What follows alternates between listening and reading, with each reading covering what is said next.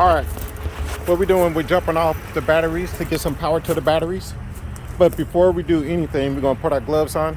We're gonna check the oil level while it's off, and then we're gonna go on from there. All right, about to check the oil. Just that.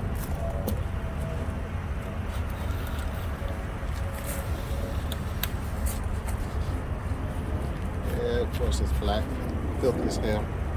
But that's to be expected. They're not going to do some extensive repairs before they give it all. And I don't understand why they auction it. They've probably seen the repairs they got to do, and they said to themselves, "We're not paying for that. It's time for a new truck."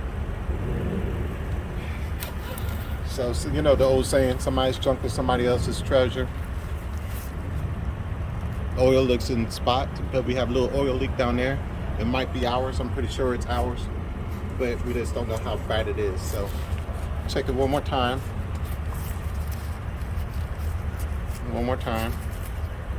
Cleaned off. Gonna slap her in there.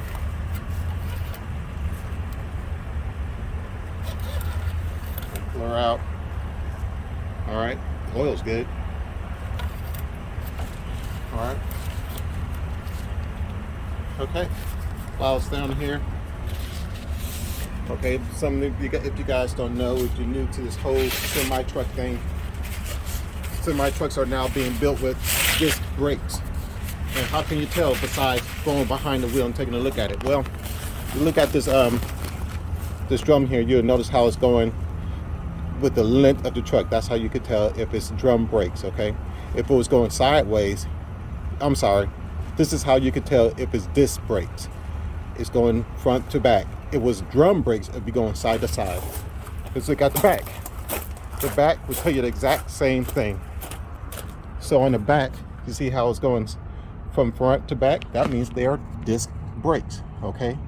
So now you know a shortcut besides going underneath the truck and checking it out. So this 2012 Peterbilt has disc brakes. Now, with something I just recognized by looking at the tires, these are different sets of tires. This is a Yokohama. That is a Bridgestone. Tell by the tread pattern. This was a little grind up, you know, but we're still gonna run it. Hell, who wouldn't? This one looks fairly good. Bridgestone. So being the type of guy I am, I'll probably go get another Bridgestone and save this one for a repair, for a spare. Somebody painted the frame themselves because they got paint here. Cleaned it up for the sake of the auction, and that's fine. I just hope the APU worked. We have a couple of those springs there. So we're gonna climb underneath the truck to see what this oil leak is about, okay? While the battery is somewhat charging. Jeez, this is a tough one, man. It's so goddamn low. All right.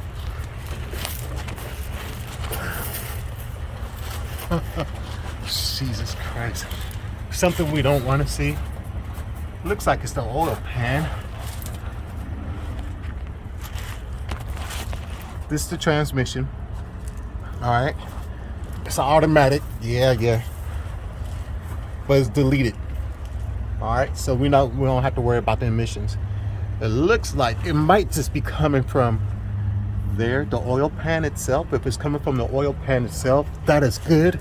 That's good for us because you can replace the oil pan gasket. Don't look like it's tranny transmission, but we still want to get the transmission checked out anyway, because with you pulling weight, we want to make sure you don't get stuck on the side of the road. That's the whole mission. And that's my whole mission. I don't want to be stuck on the side of the road. All right. So that's just the leak. We have oil. The oil's good, but we brought extra oil. So while the truck is charging, we're going to do a quick overview. Right here, if we look there, we're going to look at this. Wipe it off. Make sure it's cold, see where it's at. But you can't see it. And take this off.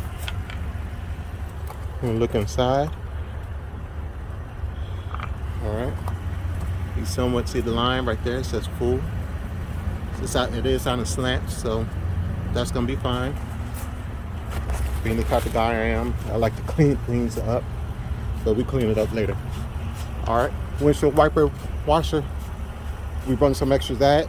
We're gonna pour some of that in. Pour some of that up in there.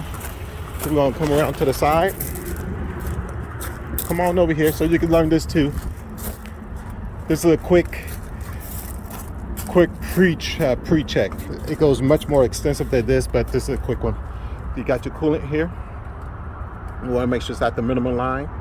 Okay, we're not going to turn it on. We want to make sure it's at the minimum line while it's cold. Okay, do not open while it's hot. That's why you do that. Over here, of course, you want to check hoses and stuff like that. Make sure things are on there. I don't know why this is like that, but we can fix that later.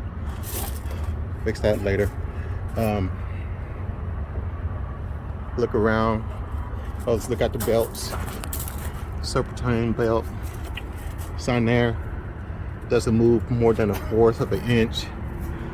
Okay. Has two belts, 2 serpentine belts. So we're gonna look at them both.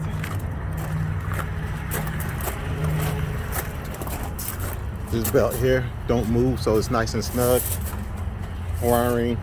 And I'm not going to do all the pre-checks, such as in it's not broke, cracked, bent, burnt, or damaged. It's only missing pieces of hardware, like we have to do in school to pass the CDL test. We're not going to do all that. They have an air filter on here. This is the cheaper brand air filter. This is the Detroit. Got a little oil right there.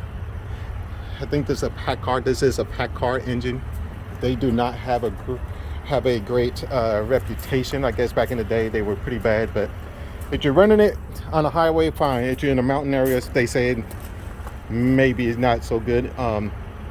Off-road and so on and so forth. Okay, these front tires, let's measure those.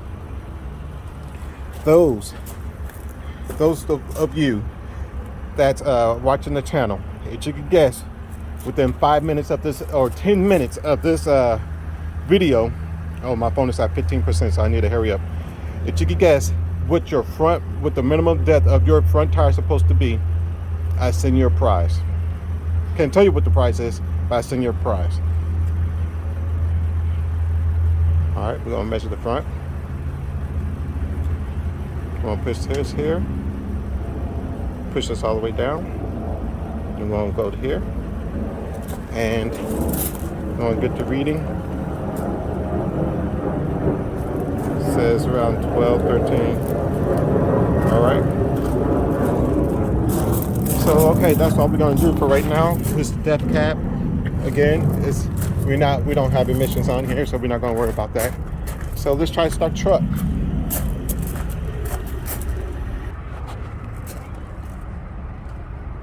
Hold on. All right. Yeah, they painted the hell out of this frame.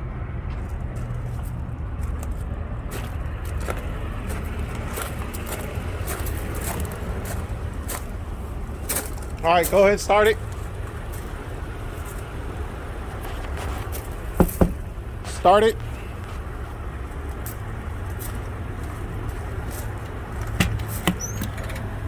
Ready to do a cycle.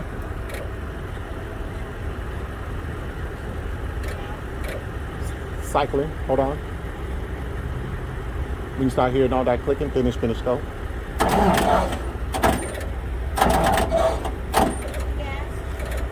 Okay, it's not getting enough juice. Hold on.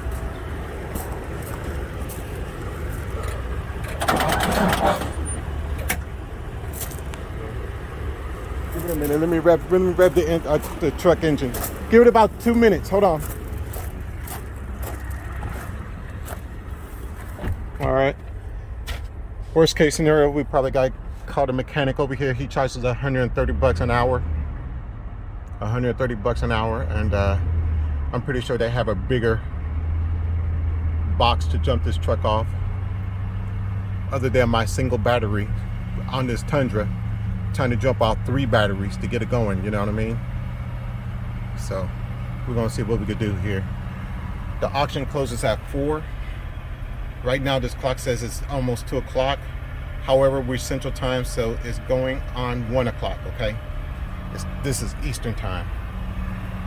All right, so we're gonna rev our engine 2 RPMs, or 2,000 RPMs for about 2 minutes, and then we're gonna give her a try. Right back at you. Okay, we got the engine running. Let it that's idle.